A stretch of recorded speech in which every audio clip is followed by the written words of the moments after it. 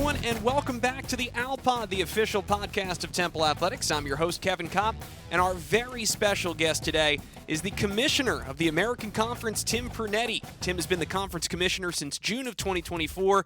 Previously has decades of experience within and around college athletics, director of programming for ABC Sports, athletic director at his alma mater, Rutgers, chief business officer of the MLS club NYCFC, executive vice president of Endeavor, and most recently president of IMG Academy. A great conversation. We were happy to get some of Tim's time on a recent visit here to Philadelphia before he comes back for Saturday's homecoming game between Temple and Navy. So here is Tim Pernetti after this quick word from our Alpod sponsors. From Westchester to Doylestown, from Drexel Hill to Lansdale to Philly, we all look out for each other, stepping up to keep our communities going strong. And at Independence Blue Cross, we're here to keep you going strong. We've been deeply rooted in our communities for more than 85 years, and that connection to members has earned us our spot as the #1 health insurer in the region. So while you look out for your neighbors, know IBX is always looking out for you. Learn more at IBX.com.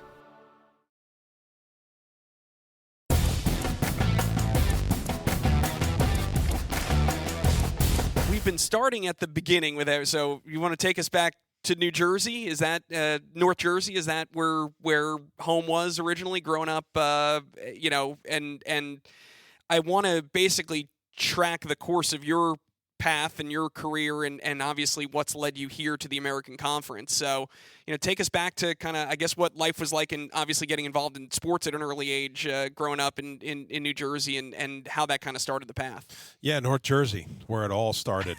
And I still have a ton of family in North Jersey. I still have a house in North Jersey that I'm not at very often, but when we took the job and, I'm spending obviously all my time in Dallas, we thought about, all right, do we need New Jersey anymore? But our kids are on the adult side now, and they're all migrating back to the Northeast. My oldest is living in the city and getting married, and my younger guy's living in Hoboken, and my daughter's in college at Quinnipiac. And so we kept New Jersey. But listen, growing up in New Jersey was great. And despite, I know everybody in America's got jokes about New Jersey. And what I always say is one of two things. You really haven't seen New Jersey if you think that's New Jersey, and number two, come say that to my face. That's right. But it was great. We grew up in a great place in Wyckoff, New Jersey.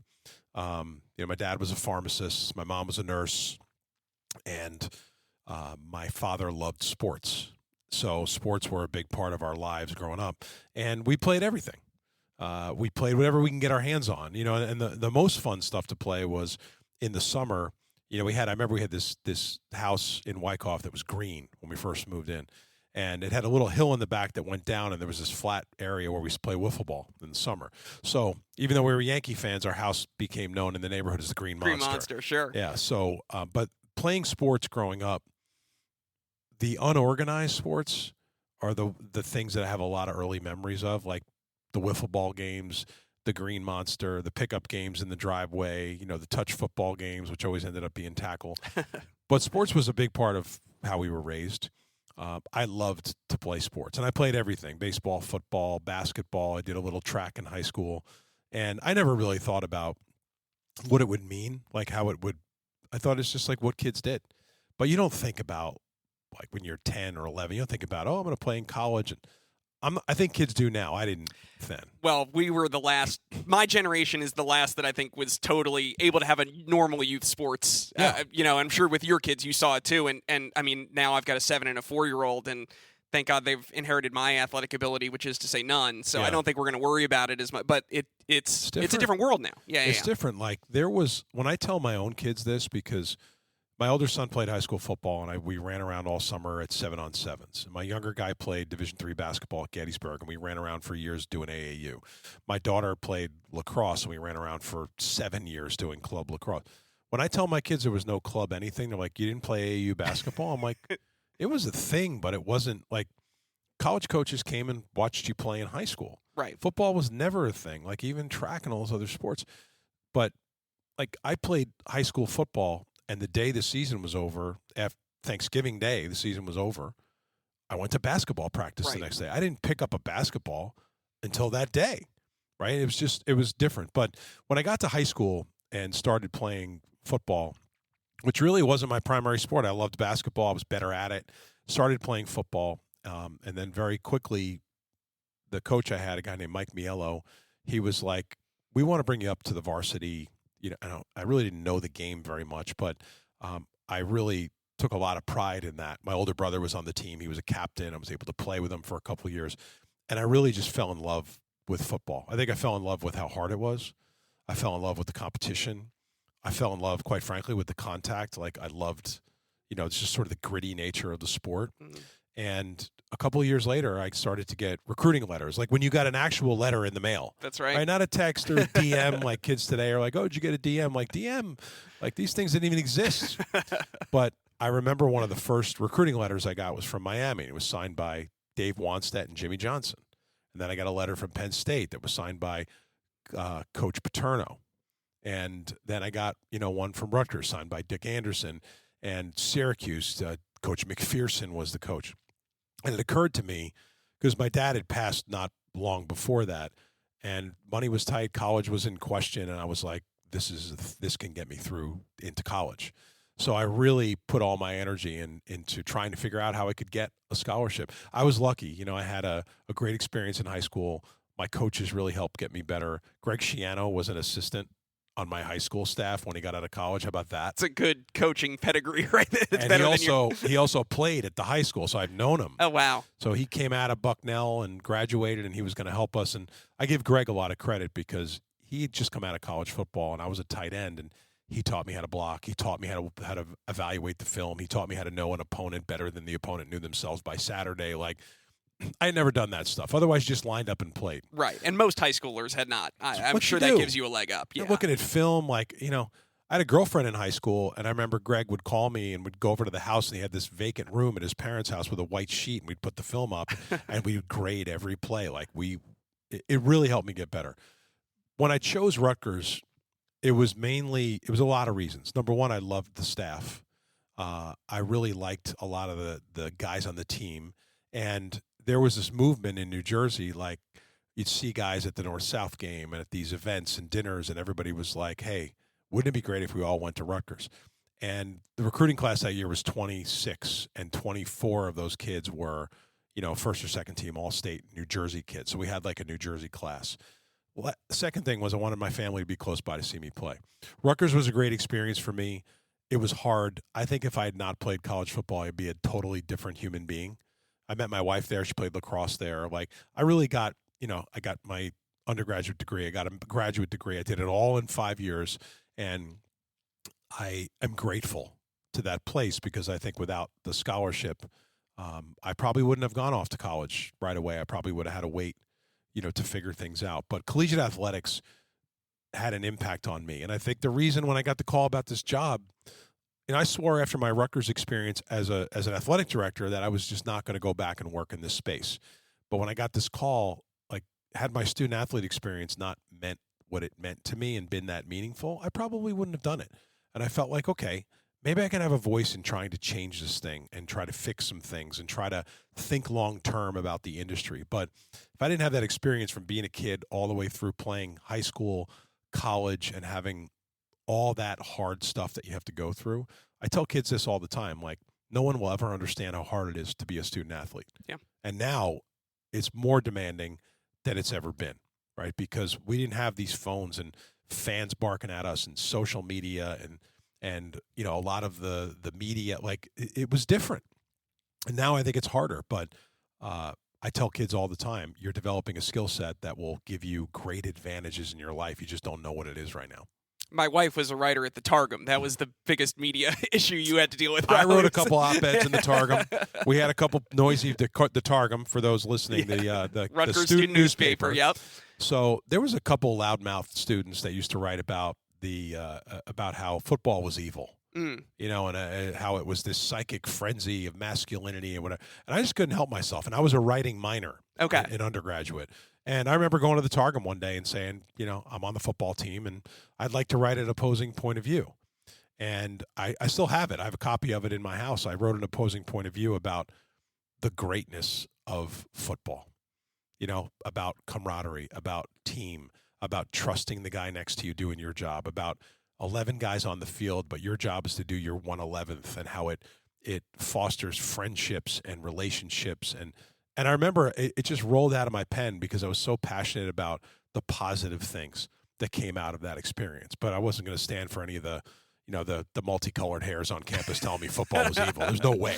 Yeah, I would just want to say she was a sports columnist, so she was very pro. Yeah, I don't want you to think that was her. Definitely wasn't her. No. She became an SID, which is how we met. So we have a similar story. But yeah, I think what's funny is you can tell. I think that passion and that understanding of what college sport is kind of the antidote to a lot of what's taking place in the larger media landscape right now, right? I think it's easy to get wrapped around the axle with some of the negativity, and I think the way that you describe it, the purity of football is still the purity of football. When you watch a game on Saturday, you still can have that kind of transportive experience that you can't have elsewhere. And so I think that, when you talk about making the decision to come to the American and drawing on some of that experience, it makes sense, because I think there can be at its best a purity in college sport that sometimes doesn't always filter through some of the media right now. It's not in the spotlight right now. Like, the light is not shining on it 100% of the time. It is some of the time, but not 100% of the time. But what everybody has to remember, and I think this has gotten out of focus and we need to laser it back in, is the mission of collegiate athletics was education through sport. People using sport as a vehicle to get an education. Like, for me, a scholarship to compete in football gave me the opportunity to get my undergraduate degree, a master's degree, and have an academic experience that I probably wouldn't have been able to afford at the time. So education through sport it's just out of focus. Like, it's not there all the time. The reality of athletics is it's difficult, but more young people want to do it than ever before. Like, there's 8 million kids playing sports in high school in this country. There's only 500,000 roster spots. Right. And I actually think that's an opportunity. Like, I talked about this at Media Day, and I said the House settlement got done and everybody's in retreat. Cutting sports, dropping roster spots, we should be adding them. Yep. Because, like, it's not so much about scholarship money anymore. Kids want to play sports so badly in college that they'll pay the full freight like a normal student to do it. So let's solve our campus problem by generating more revenue by opening up sports. I mean, I know there's a cost, but there's even talk about, should we have like JV sports that are more club related, where we fund them to a minimum level, but you're bringing more full paying students in. And what creates more branding, marketing? Like, athletics is the single strongest marketing arm of any university. Mm-hmm. It is. But college sports has things that pro sports will never have, because 99.9% of those kids that are fighting their ass off in a game will never play again after they collect their diploma and they graduate. There's a purity because people are playing because they love to play. And yes, I get like NILs and endorsements, and like, it's brought a business side to it. I think things like the transfer portal, which we're fixing right now, or we're the legislation is moving towards a one-window system in football in January, like, to not disrupt the bowls and everything else. The transfer thing is a real threat, not only to the business, but to coaches trying to build their programs. And it's also a threat to young people. Like, when you can move around freely, it de-emphasizes what commitment actually means. And that's something we really got to get into focus. I think kids should obviously have the ability to transfer. Like, coaches change, personal situations change, family situations change. Like, but beyond the first one, which you probably should get for free, we have to bring some structure back to this thing. Because how does a coach build? I was talking to one of our football coaches last night, and Ryan Silverfield at Memphis, and he's got 74 new players on his roster. And Ryan has won 10 games each of the last 2 years. And I've said to myself, like, we're having what Casey Keeler's doing here. He's got a lot of new players. Ryan at Memphis, what John Summerall does at Tulane, what Eric Marsh does at North Texas. It takes a special kind of coach, because building culture takes years. Right. When you got to build it in 6 months and have success. So I think it's harder for coaches. Like, why do you think the leashes are shorter than they've ever been? College sports has stuff. The DNA in it is pro sports will never have it. The flip side is kids have it better than pro sports. Like a lot of our athletes are like, hey, I want the transfer thing is just like pro sports. And I'm like, no, it's not. Like Jalen Hurts doesn't wake up tomorrow and go play for Dallas because he feels like it. He has a contract. Right. He's committed for a certain period of time. So the college athletes have access to the money, but they don't have to make the commitment beyond just sort of like a short window of time. These are threats to the industry that we have to fix, but it feels like every kid in college sports is participating in it, and the reality is it's 1%. Right. So let's not model the future for the top 1% because there's 99% out there that demand a good experience and they demand accountability from us. Well, and what I love is that at least in the public comment, we've seen you at Media Day, and that's going to be the nature of the beast. I know you get asked about this stuff a lot, and I think the ability to lean into it the way you have and to not retreat. I think that's exactly the way that you put it. To kind of take these challenges head on is a huge part of it. I think that just is the start. Is hey, we understand and we're going to be competitive in it. We're not going to try to shirk from what the situation is. I think it's just been the right attitude for the league. Just call it like you see it. Right. Whether we're talking about the playoff, Tim, what's the right format? You know what? Everybody wants people to earn it on the field. That's what football was built on. Should 5 conference champions that are ranked the highest automatically get in? I support that. But the rest of it, let's leave it at large and let's see how the chips fall. Why are we playing these damn games if we're not going to see how it all plays out? But I mean, look, to quote the governor in New Jersey, I'm from Jersey, baby. I can't take that out of me. And I actually do think the industry does need some frank conversation about where we are. I'm obviously going to be loyal first and foremost in every conversation to the American. That's going to be a thing. And when I go to the CFP room, people shouldn't think it's easy for commissioners to leave their allegiance to their conference at the door. It's impossible. Right. It's impossible. But I've tried really, really hard to spend time talking about the industry. Of course I want the American to succeed. And we're doing all this stuff, which I'm sure we'll talk about to help us succeed. But if you listen to the Media Day speech, I spent 20 of the 25 minutes talking about how we can do things industry-wide to help us create a more sustainable future. I think everybody needs to get on with that. It can't just be about protecting your individual turf. College sports has a power that has not been harnessed because we all operate independently of each other. If we could bring some things together and operate in a more unified way, I think it would be remarkable what we could do. And it's not just about money. Unifying brings more revenue, but unifying also gives us the ability to optimize how we schedule college football and basketball and what the postseason looks like all tied to creating more visibility and more revenue. Yeah, I guess I just mean I was glad to see, like you said, a commissioner stand up there and say those things. That's a big swing, and I thought, and it was well articulated and it got a lot of traction because I think you're right. It's spoken in plain English. It doesn't sound like jargon and corporate speak that's been filtered through, this, that, and the other, and who's lawyers and who's comms people. Yeah. It sounded real. I think that's what we need. Months researching it. Right. I'm not. The thing that we're not going to do as a conference is we're not going to get up there and shoot from the hip in an ill-informed way. And I've had the opportunity to meet with just tons of private capital groups and advisory groups about the industry. And I think it's important when you're in the industry, you're very close to it. So listening to outside perspective.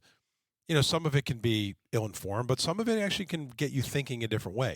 But as we thought about what we were going to say at Media Day, brand was obviously a big part of it. But when we got into hey, what does unified media rights look like? What does the Sports Broadcasting Act actually say? Could we get college sports included in it? I spent months on that because what I wanted to say in a 3-minute clip had to be factual, right? And while there's a bet that you're making by doing this, here's the deal.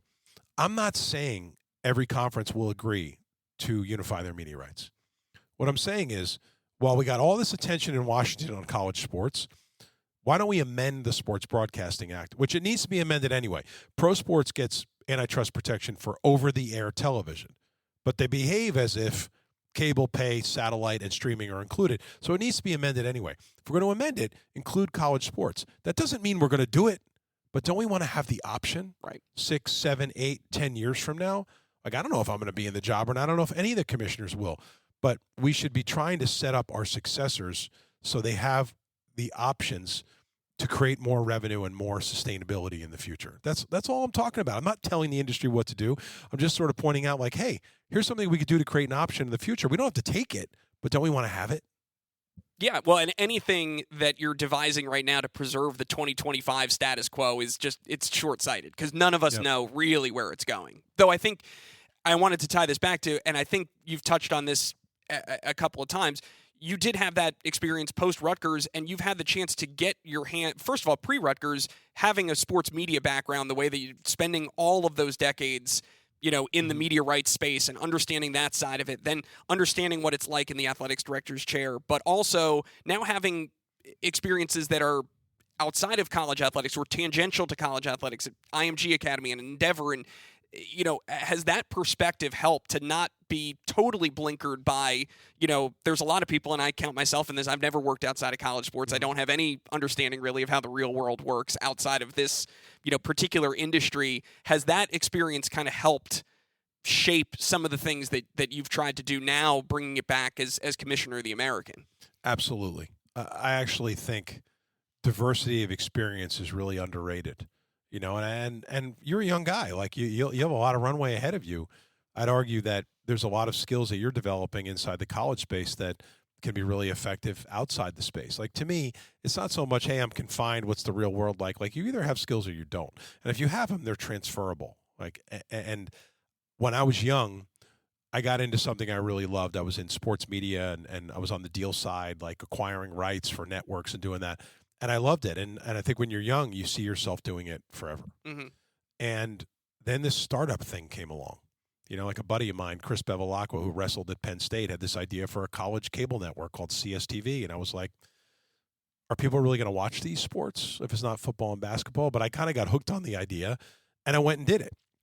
And that was the first moment where I was just like, sometimes taking a hard left turn, while it feels scary and makes you nauseous, is a good thing to do, because instead of one sharp knife in your drawer, you're a Swiss Army knife, right? You have a lot of different skills. So I think that the opportunities, and I feel really lucky to have had, ABC, ESPN, CSTV, CBS acquired it. I was there, got the AD job at my alma mater, which I think is any former student athlete's dream. Sure. Got to launch an MLS team, with the Yankees in Manchester City, spent 10 years at Endeavor, running IMG College, IMG Events, IMG Academy, helped the company sell a lot of those assets, and then this thing came along.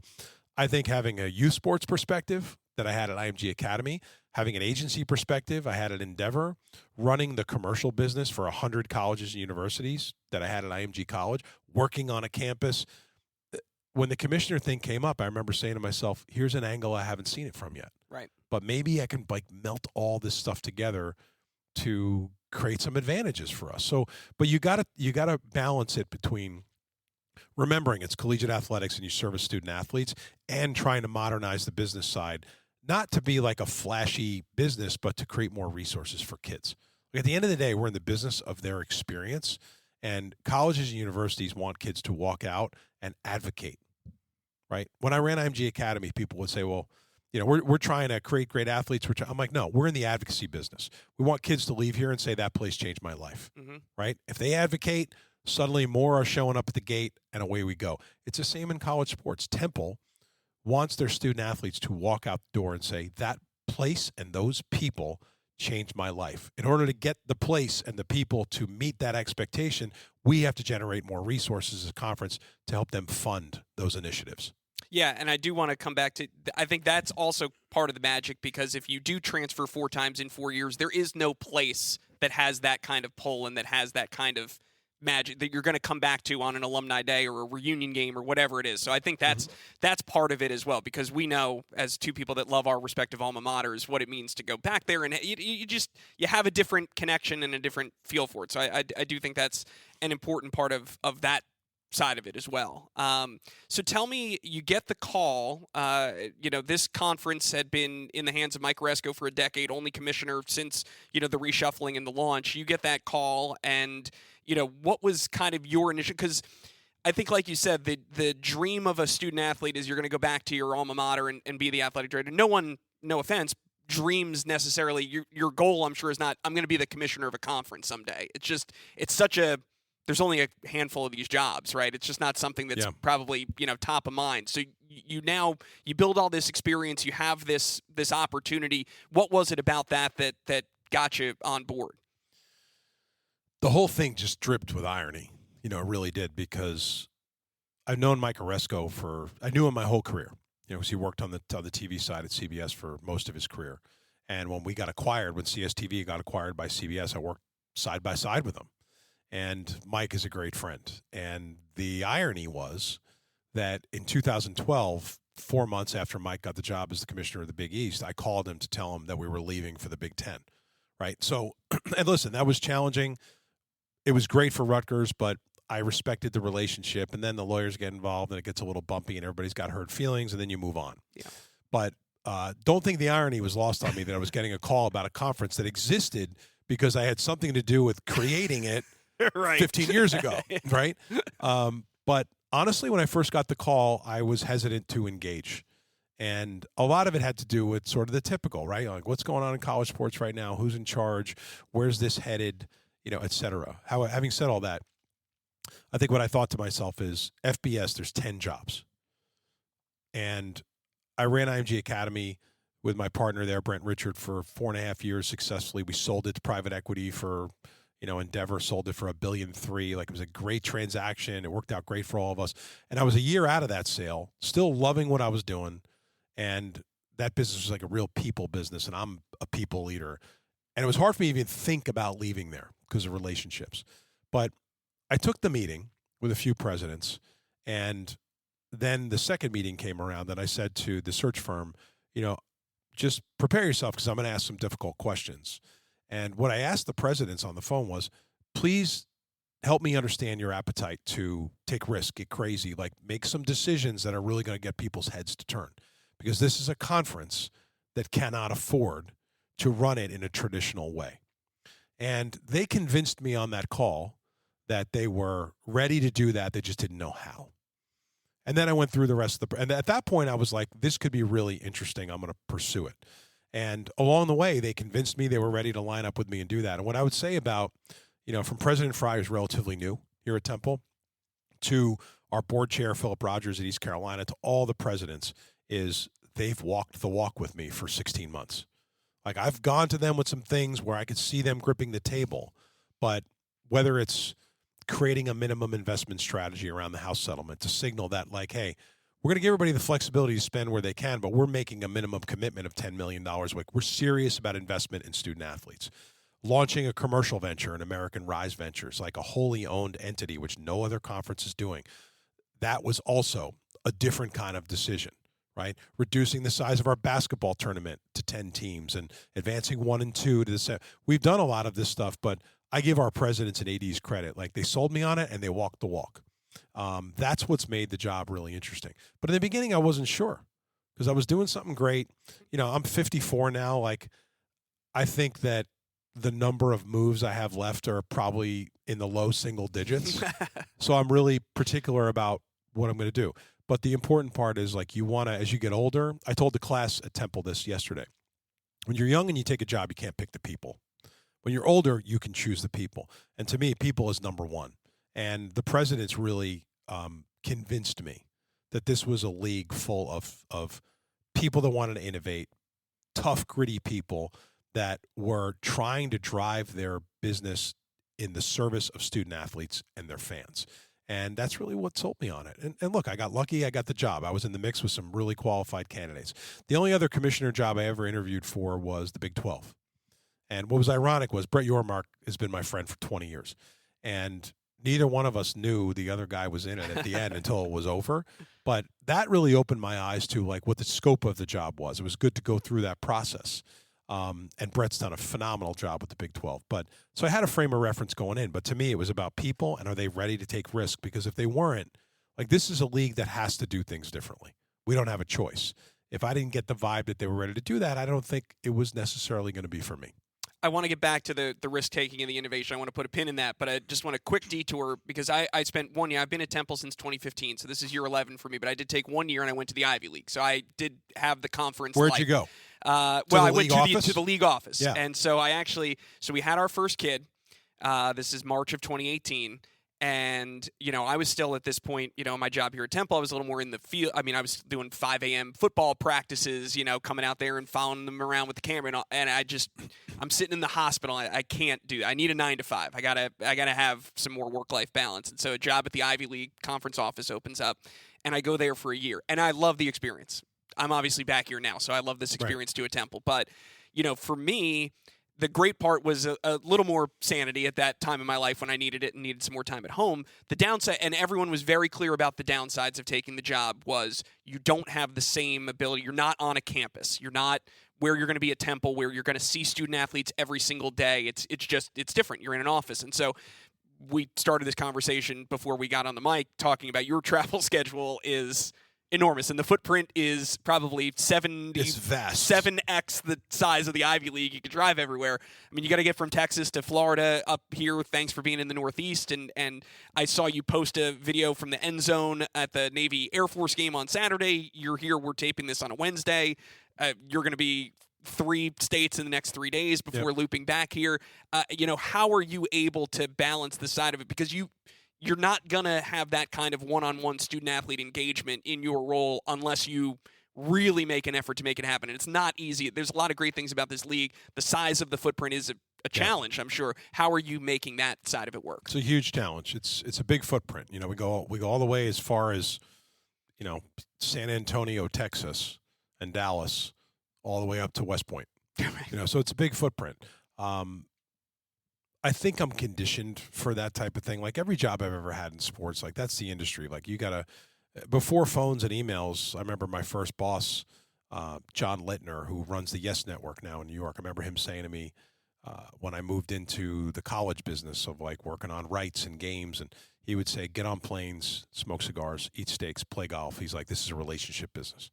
He's like, if you get out there and you invest the time in people, when it's actually time to get some business done, it's not going to be hard because the trust will be there. In a lot of ways, getting Rutgers in the Big Ten was like that. Like I met Jim Delaney when I was 23 years old, and I kept into that relationship all the way until I was at Rutgers. And then suddenly we're across the table on this deal, and there was no need for get to know you, can I trust? It was over. Right. It was just like, let's get down to the deal and do that. And there was no question it was going to get done because we trusted each other.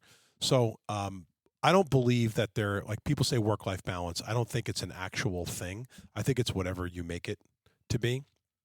You're at a different point in your life. My kids are adults. My oldest is getting married in November.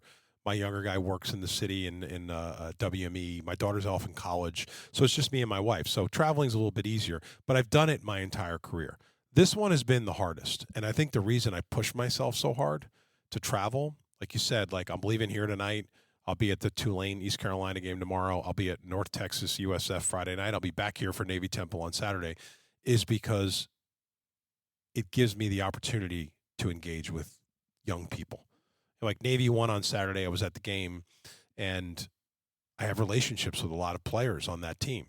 And they're having the celebration. They're singing the alma mater, and I see Blake Horvath across the field, and he makes eye contact, and he leaves what he's doing to come over and talk to me. And that 30 seconds that I got to talk to Blake is a reminder for me of why I'm doing this. So that's why I'm driving myself crazy, racking up airline miles. I know the flight attendants by their first names, Sure. for God's sake. That's why I'm doing it, because I think that if I hold up in Dallas most of the time, that I don't have the perspective that I need to have. Like I remember my experience, but I went out to training camps and spoke to teams, and I show up on campuses and go to every event I can. I get on the SAC calls because I want people to know I'm accessible. But if Blake Horvath doesn't come over and give me a hug and talk to me for 30 seconds, then I have no reminder of why I'm doing what I'm doing.